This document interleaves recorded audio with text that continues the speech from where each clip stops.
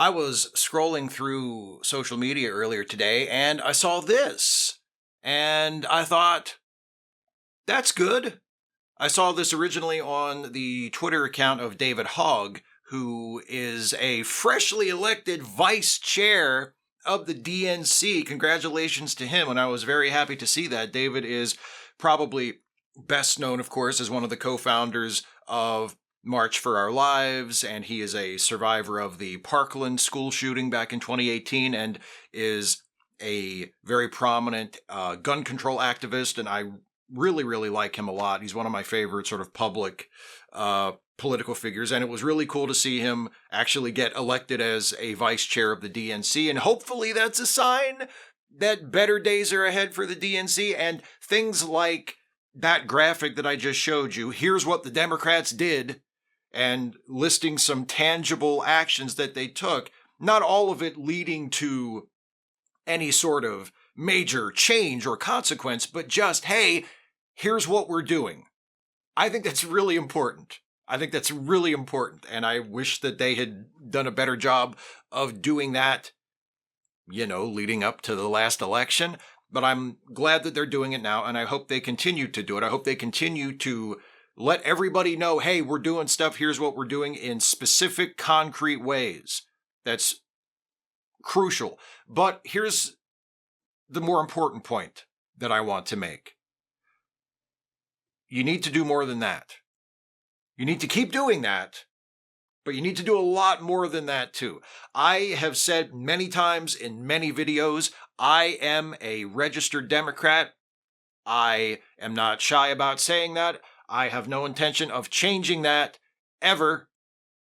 I vote Democrat. I register Democrat. I contribute to Democratic candidates when I feel that that's the right thing to do.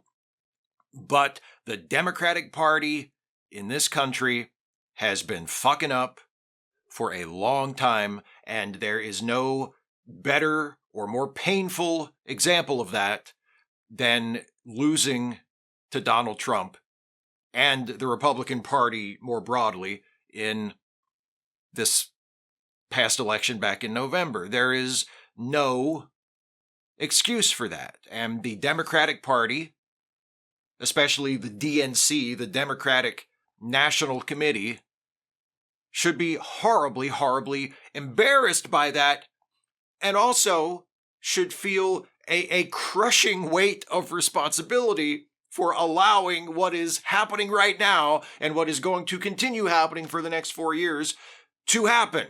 Now, I have said before that I'm mad at people who didn't vote for Kamala Harris, and I am. Just because the Democrats suck, just because the DNC in particular sucks, that is no excuse for not voting for Harris last time. So I'm not letting voters who didn't vote for Harris off the hook. This is still partially their fault. This is still actually significantly their fault, but it's not completely their fault. Because things have complex causes. Actually, most things that are important enough to learn about and care about and talk about have complex causes. So, yes, I think it is true to say that Donald Trump being president and the Republican Party controlling both houses of Congress and wreaking all the havoc that they have been wreaking just in the past few weeks since Trump took office, that is the fault of people who did not vote for Kamala Harris last time, whether they voted for somebody else or whether they just stayed home and didn't vote at all. Either way, this is your fault, but it's not all your fault. It's also the fault of the Democratic Party, because this is a situation where both sides, and in this case, the two sides are the voters and the party, both sides need to step up and do their part. And neither side did their part, at least not well enough to get the desired result last time. And I'm not going to harangue the vote people whenever I talk about blaming people who didn't vote or blaming people who didn't vote for Harris, people who voted third party or whatever. I get comments in the comment section, where else, from people who say, oh, Steve, you can't blame the voters. I assure you, I can.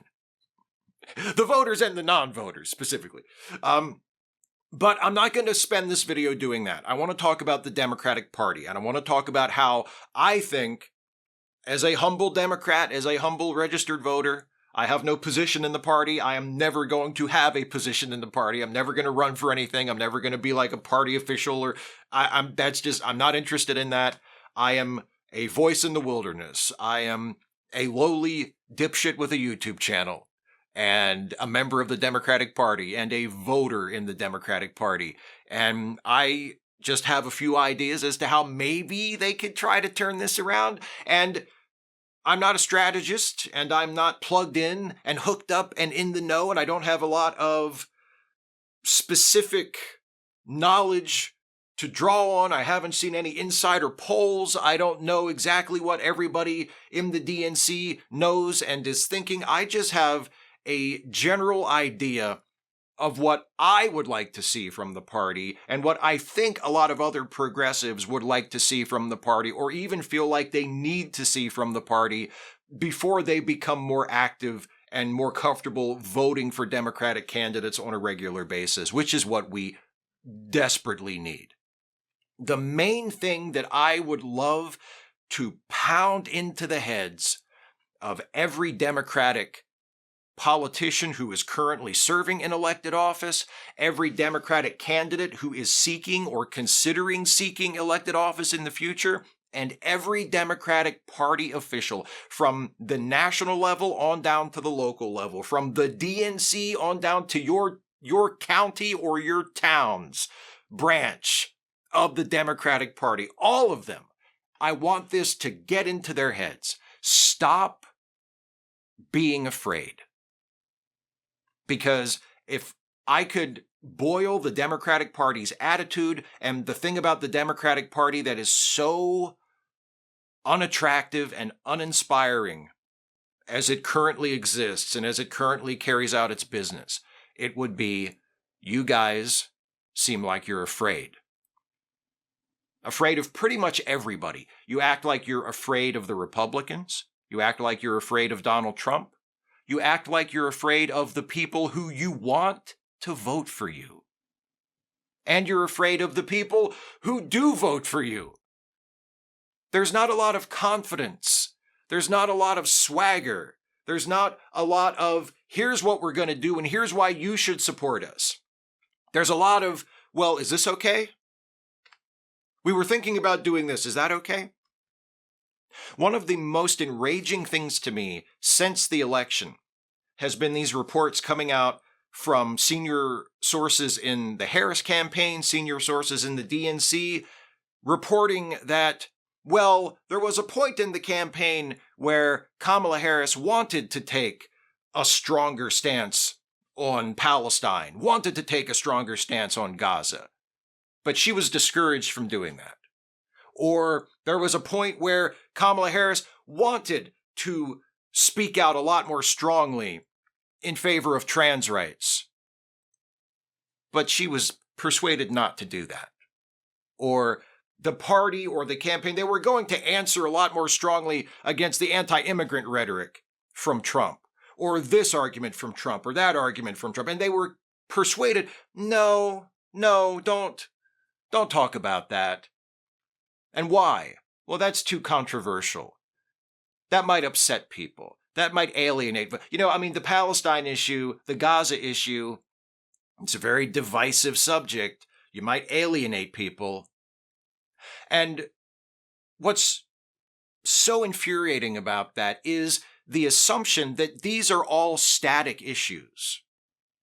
That, well, you can't talk about trans people. You can't come out too strongly in favor of trans rights because that's a controversial topic, because that'll alienate people, because people don't understand that. Maybe you should help them understand it. Well, if we come out too strongly in favor of a ceasefire in Gaza, we might risk, we might risk alienating people who consider that, who would consider opposition to Israel's operations in Gaza anti-Semitic, and so we don't want to do that. Maybe you should make the case that calling for a ceasefire and opposing Israel's war in Gaza and its destruction of Gaza and the Gazan people maybe you should make the case that actually there's nothing anti-Semitic about that at all. That you don't oppose the war in Gaza because you have anything against Jewish people. You have something against the operations of the current Israeli government and what they're doing to the people of Gaza, which is inexcusable. Maybe you make that case for the American people because you're a candidate for president. And it's not just Kamala Harris. Because again, I voted for Kamala Harris. I'm not embarrassed that I voted for her. I'm proud that I voted for her. But it's her. It's a lot of other Democratic candidates. It's a lot of Democratic campaign managers and strategists and party operatives who just have this attitude of, well, let's just try to avoid anything controversial. Let's just try to avoid anything that might upset people, as though they have no power at all to communicate a message, to make an argument. Here's a newsflash, Democrats. We're on the right side on this. We're on the right side of Gaza. If you are opposed to what Israel did and is still doing to Gaza, you're on the right side. Why are you embarrassed by that? Why are you afraid to say that? Do you think there's not a case? I assure you there is. Why didn't you try to make it? Why aren't you still trying to make it? If you support equality and dignity and access to health care for trans people, why are you afraid to say that? Well, not everybody will get it. You're supposed to help them get it. You're supposed to show them why they should get it, why they should agree with you, why you fighting for trans people is a good thing, is the good thing, is the thing that everybody should do, and why they should vote for you because you're going to fight for that if you get elected to whatever office you're running for. You need to tell the story. You need to show people that what you want to do is the right thing to do and they should support you for it. And if they don't support you for it now, or they don't understand it, they're not informed of it, then your job is to inform them, not to just not talk about it, because that might upset some people or because people don't understand it. You're not doing your job as a candidate, as a spokesperson, as a strategist, as a whatever. You're not doing your job. You are guilty of dereliction of duty. If you look at potentially hot button issues in a campaign and you use that as an excuse to not talk about the kinds of stuff that people would vote for you because of if you did actually talk about it. And the result is, all too often, especially on the national stage, there is this version of the Democratic Party that is so bland and so milquetoast and so allergic to anything remotely controversial that there's really no reason other than we're not the other guys to vote for you in the minds of a lot of people. Now, to people like me who are a little more plugged in terms of the political culture, who try to pay closer attention, I can name you all sorts of reasons why it's a million times better to vote for the Democrat than it is to vote for the Republican in every possible election you could ever potentially take part in, right? The Democrats are just better. They're just better than the Republicans, and there are specific reasons why. But if a person is just the kind of person that works 40 hours a week or more and has kids and has family stuff and has a bunch of other interests that they'd rather spend their time on, and then come a few weeks before Election Day, they just start paying attention and they look at the Democrats, what do they see? Again, not always, but all too often, they see a bowl of unflavored oatmeal. They see a party that apparently thinks that they can win elections just by being here. Oh, look at what Trump's doing. Oh, look at what the Republicans are doing. Oh my God, the American people aren't going to stand for that. Here we are. Vote for us. It's not working, is it? No, it's not. I'll save you the trouble of considering an answer. It's not working. You need to sell yourselves. You need to be bold. You need to drive the conversation. When someone lies about you, you can't just shut up and not talk about it. When someone doesn't know or mischaracterizes or misunderstands a position that you have, especially if it's a position that has to do with fighting for the rights of disadvantaged people, the kinds of people that, again, would totally vote for our party if they thought that there was a reason to do that, then you can't just clam up about it. You can't just not talk about it. You have to talk about it, and you have to set people straight, and you have to make your argument and make your case. A lot of you are lawyers, my God. So many political candidates are lawyers. You know how to argue. You know how to make a case. Why are you not making your case to the American people every single day, boldly, unapologetically? Why aren't you showing up for this fight? Because this is important. We have lost way too much. We have lost elections. We have lost ground. We have lost progress. We have seen the United States federal government, especially the executive branch, over the past few weeks since Trump was inaugurated, fed into a wood chipper, as one of Trump's quasi-employees put it on social media.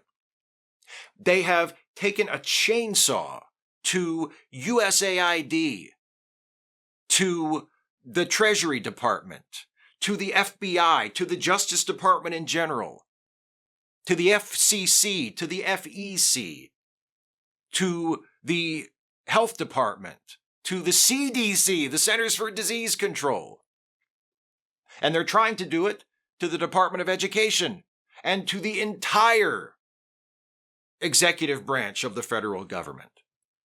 That's what's happening right now. That's what whoever the next Democratic president is, or whoever are the members of the next Democratic Congress are, that's the hole that they're going to have to start digging us out of. And the hole is pretty deep already, and he hasn't even been president for a month. And the Republicans haven't even held their double majority of the United States Senate and the United States House of Representatives. Well, they've held it actually for a little over a month now, because they got sworn in a couple of weeks before Trump did. But it hasn't been all that long. And look at the damage that they have done so far. And look how some Democrats have risen to the occasion and have pushed back and tried to fight back. And I am so glad to see that, and I encourage that, and I hope that continues, and I hope it escalates. But this is what should have been happening all along. This, and even more than this. This and more is what we need, is what we have always needed. I am not someone who says, well, the Democrats need to do what the Republicans do. The Democrats need to do what Trump does. Progressives need their own Joe Rogan or any of that. I'm not in favor of any of that shit, but here's what I will say. Here's what I will just observe. Do the Republicans seem afraid of anything? Does Donald Trump seem afraid of anything? Does he seem like he is held back in any way by anything? Now, there are some things that we should be held back by. Obviously, I would hope that you would be held back by the law, by the Constitution. But my general point, I think, is valid. And Trump was like that before he got elected. And the Republicans were like that before they were in the majority. They were not afraid. They were not tiptoeing around. They didn't act like they were terrified of their own base. They were terrified of their own voters or of people that they were trying to get to vote for them. They went out there and they made their case. And it was a case built on mountains and mountains of lies and bullshit. But they went out and made the case. And that's what I want Democrats to do, because we don't need to rely on lies and bullshit. We have history and reality and science and facts and truth and righteousness on our side. That's what we can and should build our case out of. And we need to have that same fearlessness that we've seen in Republicans for years. We need to have that same, let's go out and let's show people who we are and let's get people to vote for us. Let's get this work done. Let's not just stand back innocently and shyly and say, well, if you have a problem with this, we're over here. You could always vote for us. No, fuck that. Vote for us because we're better than them. Not just because we're not them, but because here's all the things that need to happen in this country that we're going to make happen. You can't just expect the voters to come to you. You have to give them a reason. You have to give them something to vote for. You need to get in the fight. And to those of you in the Democratic Party who are in the fight and have been in it for a long time now, thank you. Keep it up. Again, try to convince some of your friends to come along too. I think that's fantastic. I've said many times, I wish we had 50 more Ed Markeys in the Senate. I wish every Democrat in the House of Representatives had the same energy and commitment to progressive values and fearlessness that members of the squad have. Because that's what we need. That's what we need. Make your case. Don't be afraid of don't act like you're scared that people will find out you're a Democrat. Don't act like that you're scared that people will find out you're a progressive. We need the opposite of that energy. We need the opposite of that energy. There's an old saying that you miss 100% of the shots that you don't take. And there's a related phrase to that I think is even more applicable to this situation. And it's something that hopefully Democrats from the DNC on down will remember and will use to motivate their actions in these next few years. And it's the first step in winning a fight is showing up.